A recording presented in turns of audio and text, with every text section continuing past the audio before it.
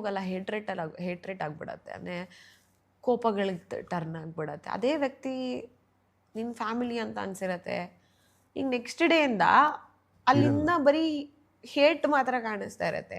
ಅಂದರೆ ನನ್ನ ನೀವು ಕೇಳಿದ್ರೆ, ನಾವು ನಾನೊಂದು ವ್ಯಕ್ತಿನ ಪ್ರೀತಿ ಮಾಡ್ತೀನಿ, ನನ್ನ ಬದುಕು ಅಂದರೆ ನನ್ನ ಬದುಕೆ ಅವನು ಅಥವಾ ಅವಳು ಏನೋ ಒಂದು ಕಾರಣದಿಂದಾಗಿ ದೂರ ಆಗ್ತಾರೆ ಅಂದ್ಕೊಳ್ಳೋಣ.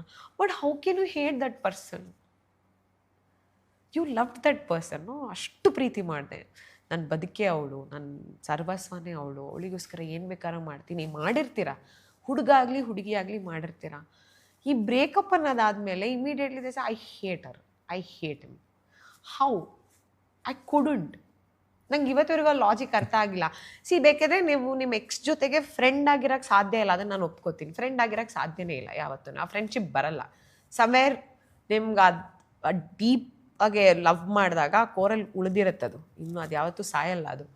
But how can you hate a person? Please answer me. ನಿಮಗೆ ಗೊತ್ತಿದ್ರೆ ಹೇಳಿ ನನಗೆ, ಹೆಂಗೆ ಅದು ಇನ್ನೊಂದು ಏನಾಗತ್ತೆ